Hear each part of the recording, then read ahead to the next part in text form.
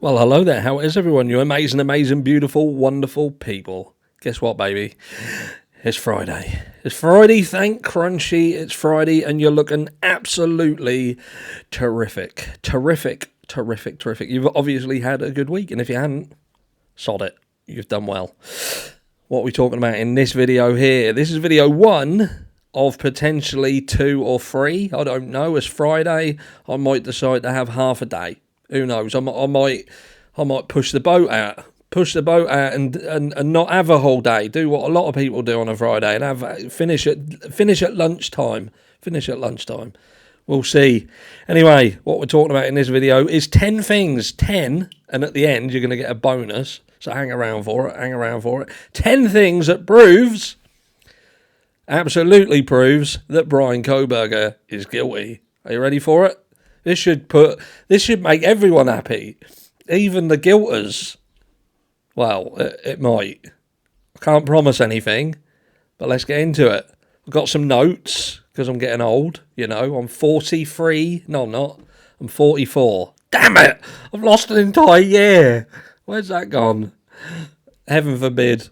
Anyway, I'll get on with it. Number 1, Bryan Kohberger was stalking the victims. 12 times he visited. 12 times stalking. There's a problem with this because the prosecution and the defence have said categorically that there is no evidence of Bryan Kohberger stalking the victims. Now, what I will say is it doesn't mean he wasn't stalking the victims. And if you want to go down the route of Bryan Kohberger as a person who did it, you must believe that he did. And that's important because what this would lead you to believe is whoever done this crime stalked the victims. Whoever did it did indeed stalk the victims. But there is no evidence or proof that Bryan Kohberger was the stalker. So you've either got to ascertain that Bryan Kohberger didn't do it, or he did stalk them, and they just haven't been able to prove it yet. They have no evidence of it yet. Or there was another stalker. Number 2, Kohberger's car was seen on camera. There's a problem with this as well, because the FBI specialist with over 30 years experience in the field of, telling you what that car is on that picture or on that video, so he knows what he's doing. He actually said it weren't Bryan's car. He said that car that was at the scene of the crime wasn't Bryan's. I'm paraphrasing, obviously, but he said that car's a 2011 to 2013 white Hyundai Elantra. That's what he said.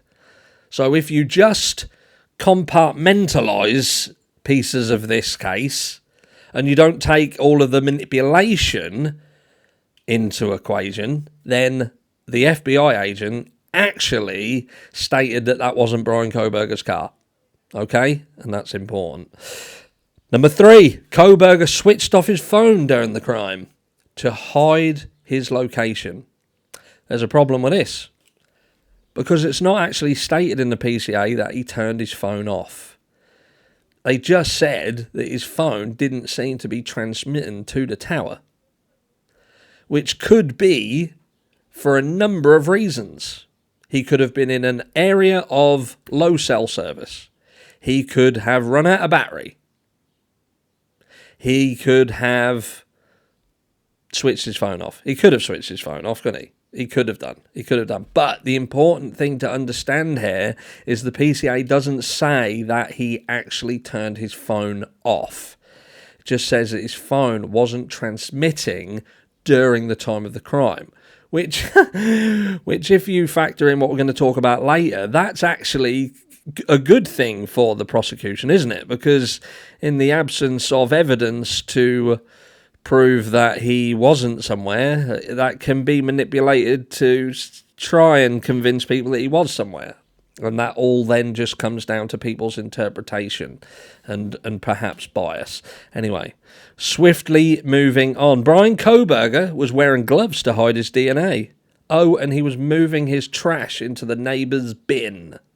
And all these things, by the way, these are things that I get emailed to me saying, this is why you're an idiot. This is why you're an idiot and you're not listening to things, because these are the things that absolutely prove beyond a reasonable doubt Bryan Kohberger did the crime. So he was wearing gloves. Half of the US was wearing gloves around this time. Let's not forget, this was back in 2022, and Bryan Kohberger was apparent vegan and germaphobe. Now, we don't know the accuracy of that claim. We absolutely don't. We've just got statements being released that claim that that is the case. But what we do know is that it's not unusual for people to wear gloves in the public or handling trash around this time, especially around this time, okay? I use the neighbour's trash. I literally used it last week because ours was full. And because we have to segregate stuff and split it all into different things, my space limitation had been reached. But the neighbours, theirs wasn't, so I used it. And Bryan Kohberger was a night owl. It was stated by multiple people that knew him that he was a night owl. He just went for walks, he went for runs. He even went to run with a pal, so his pal didn't have to run on his own at night. So Bryan Kohberger doing stuff at night isn't unusual. Doesn't make him a killer. And from the search warrant, it would appear that he'd not put anything in the bin of his neighbour. There wasn't anything in the search warrant that would lead you to believe that there was anything nefarious found. So that in itself is null and void. So he was putting stuff in his neighbour's bin. What? Nothing, it seems. Rubbish. And anyway, wearing gloves, if they found out it was him, it wouldn't matter whether he was wearing gloves or not. That doesn't.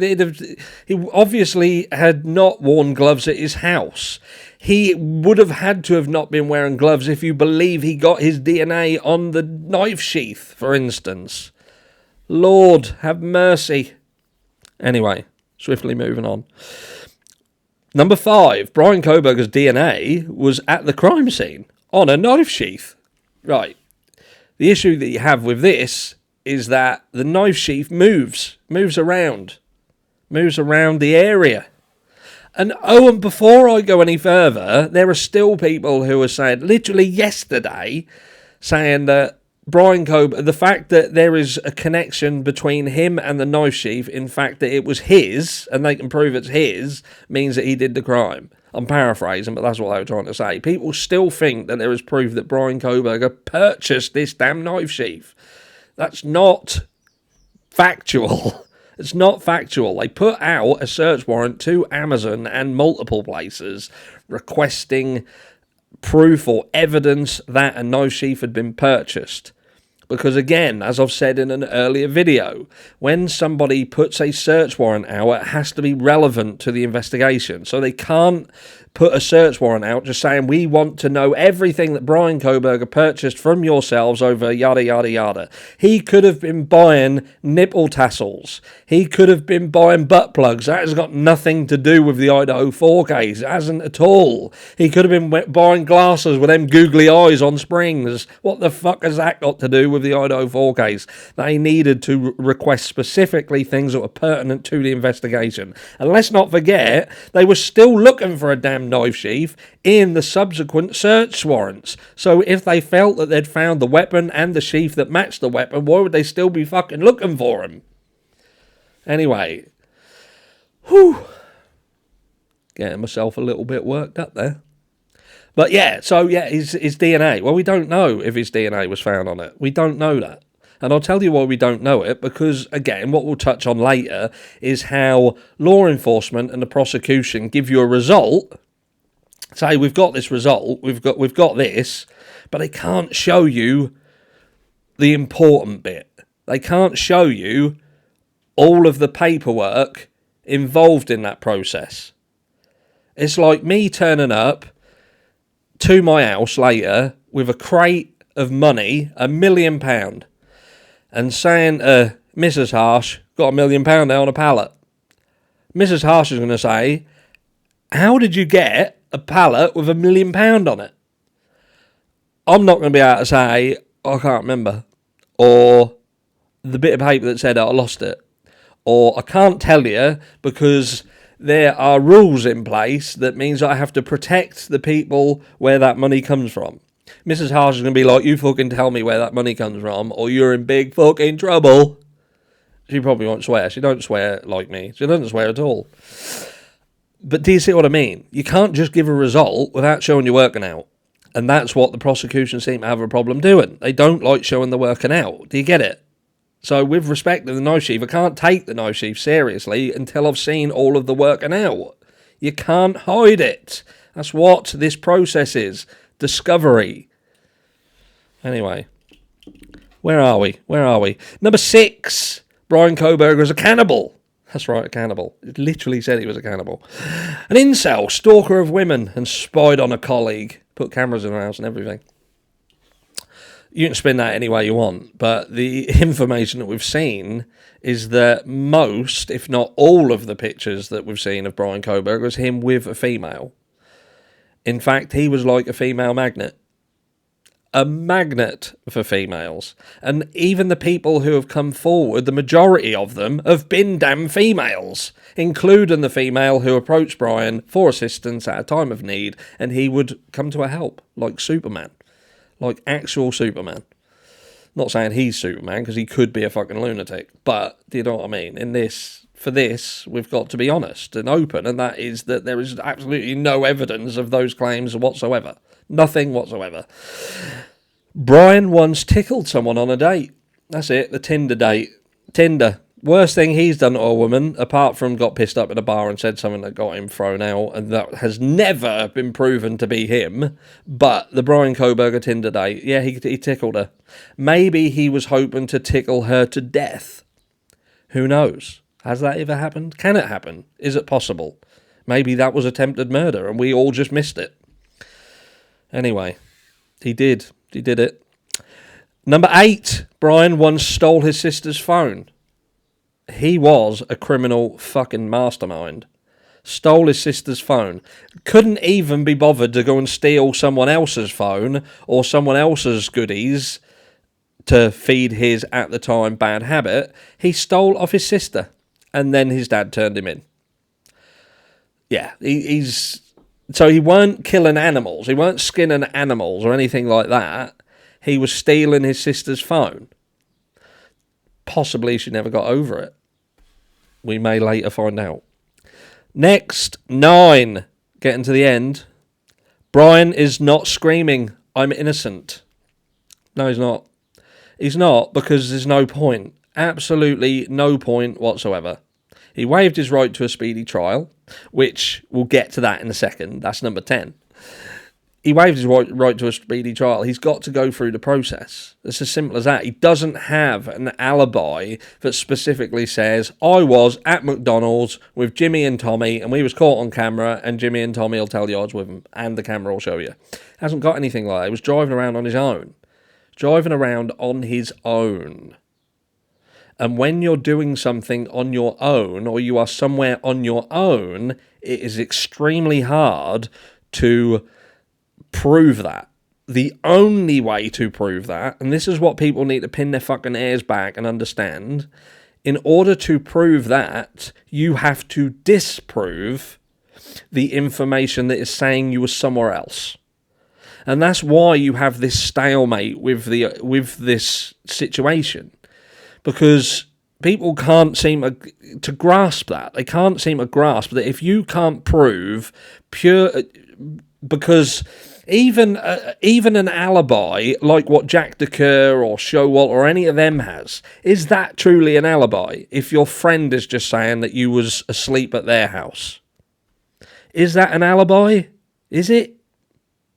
Because I'd say, and I've said, that isn't any different than Bryan Kohberger's alibi. If Bryan Kohberger had Dave in the car with him, but they weren't caught on camera, they didn't go into anywhere that corroborated that, they would then just have to ascertain whether his mate's telling the truth or not.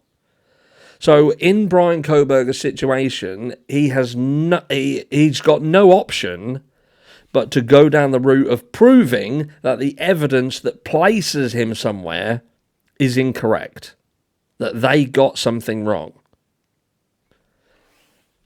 And the more they hide, the more it appears that that's the case, as stated by Cy Ray, that we're going to be talking about tonight in tonight's live. Be there. But, so, number 10, Bryan waived his right to a speedy trial, and that apparently is proof of guilt. Proof of guilt. If he was innocent, why wouldn't he just say, fuck it, let's get it? And that goes back to what I just said. Circumstantial evidence will convict people. And if you pair that with doing the trial in Latah County, with the emotions running as high as they were, and the hatred that you can imagine is palpable, he would be fucked. And I can imagine Ann Taylor saying, if we go for this, which we can, but that means we have not got enough time to go through what we need to do. And remember, this is important. Bryan Kohberger said that he wanted to be exonerated.